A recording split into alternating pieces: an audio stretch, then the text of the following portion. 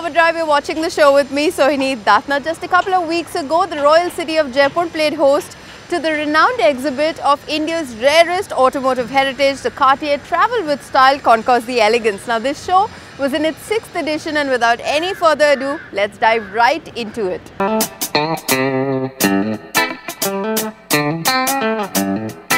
It's a regal city that's home to many Maharajas and noted privateers who bring true meaning to the notion of travel with style. What brings us to this royal city is the 6th edition of the most exquisite auto show, Cartier Travel with Style Concours the Elegance. We've been attending all the Cartier Concours events in India since the very start, and what's commendable about this event is that none of the cars and motorcycles here on display have been displayed at the show before, and there are 86 cars and 26 motorcycles to keep all the visitors and our judges pretty busy. The show was hosted at the palace grounds of one of the homes of the royal family of Jaipur, the Rambagh Palace, which also holds the distinction of once being the home to the beautiful late Maharani Gayatri Devi. At this royal garden, the curator Manvendra Singh of Barwani pulled out all the stops to ensure that the Cartier Concours the Elegance retains its natural Indian charm. When you talk to the international judges, they said this concours is totally different to the ones which happen abroad. The reason being, there is an emotional involvement in this. That's the key to India, that people have been holding on to their memories, their emotions for a long time, even if they're not able to spend money to restore it. But now, thanks to Cartier, they're realizing it's worth putting a little money in this thing and safeguarding their heritage. While the 6th edition of the show pulled in its fair share of the who's who from the distinguished collectors' circles, the show floor was buzzing with an eclectic mix of judges ranging from the world's leading designers, most sought-after individuals from the automotive and motorsports circuit, successful industrialists, and knowledgeable classic car collectors. We're looking for beauty, we're looking for rarity, but above all, we're looking for the story. The story of a car that crossed the continent against all odds. The story of a car that spent its life hidden in a palace garage. The story of a car that was used for a honeymoon and has been in the family ever since. Human interest, I think, above all else. The privilege of being one of the judges of this incredible Concours d'Elegance in Cartier. And I think it's an incredible opportunity to see what is also the passion from the Indian market versus this incredible piece of art. While cars presented in the various categories such as the pre-war and post-war classics from Europe and America elicited the usual sense of admiration and wonder at the level of restoration, it was one French car in particular that caught my eye. Well, the most charming and the oldest car at the show has got to be this 1906 Renault Freris. Now, this 113-year-old beauty was nicknamed Lady in Red by the Kanoria family, who has owned this car since the 1960s. Surprise, surprise, this car is in perfect driving condition till date, and it has won close to 100 awards wherever it has gone. This car is more like a family member to us. It's, kind of a barn find, and it was missing an engine, so my dad had arranged everything for the car. He had restored it back then. Last year when we got invited for the Cartier, I decided to give the car a complete restoration, mechanically and cosmetically. So a complete bodywork, a complete woodwork out of Burma teak, complete upholstery, the instrumentation, the brass ornaments, the mechanicals, the liners, the cylinders, the piston rings, everything were fabricated.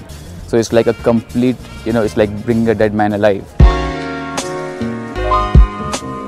Another well-oiled machine from the pre-war classics European category was this 1934 model of the M45 Rapide Lagonda, owned by the Sanghi family, that recently travelled to the Pebble Beach Concours and was driven for 70 miles there.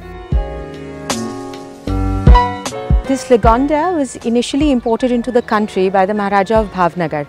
It was one of the racing models for the Lagonda factory, which had won the Le Mans race in France. And thereafter, in 1966, this vehicle came into the country by the Maharaja of Bhavnagar. After that, exchanged hands with somebody, and we acquired it, rather my father acquired it in the year 1986. Ever since then, it's been with the family. Well, you know, a number of these cars were coming from abroad, in the sense that they were imported, both European and Americans.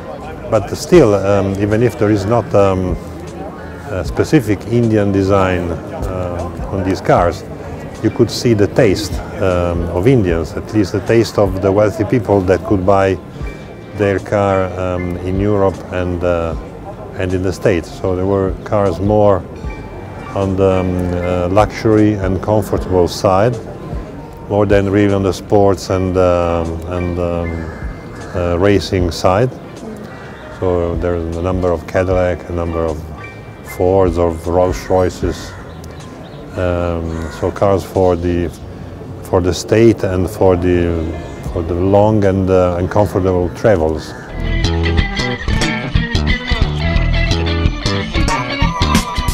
This year, the show also had 5 unique Ford Thunderbirds on display. A car that symbolized the American culture of the 1950s and 60s. The special class exhibited the first 4 generation models at the show. Well, I'm essentially an 80s kid, and while growing up I was exposed to a lot of music from that particular era, which is considered classic today.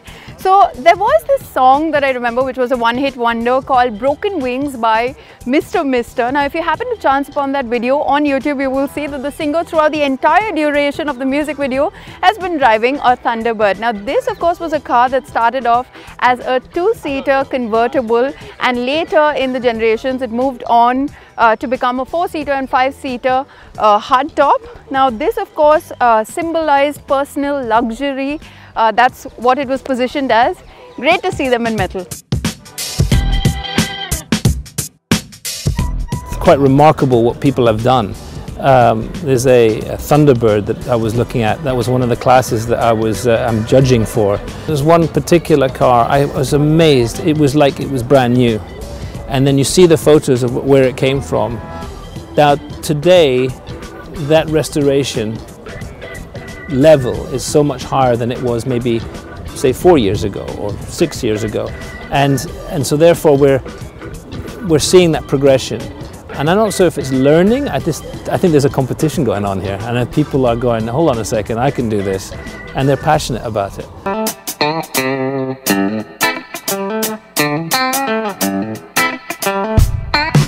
While there was plenty of time to leisurely soak in the tales and make of the models on display in the sports car, roadster and other categories, there was a new category that left the judges sparring for the want to judge the exhibits on display. I think the joy of something like this is it's a very Indian experience. Well, I like going to a Concours event where there's very different vehicles and there's surprising things, and I think the trucks are the surprising category this year, and trucks and buses, I mean, it's a very Indian, again, a very Indian thing, but they're beautiful, and I think it's exciting when something is suddenly, something new has a value which people haven't recognised before. So to recognise those buses and trucks as something that's important to Indian transport, if you like, and mobility and culture is lovely, and they're beautiful things, and they've been beautifully restored. I love the one that's like a drawing room inside. I'd be very happy to drive back to England in that bus.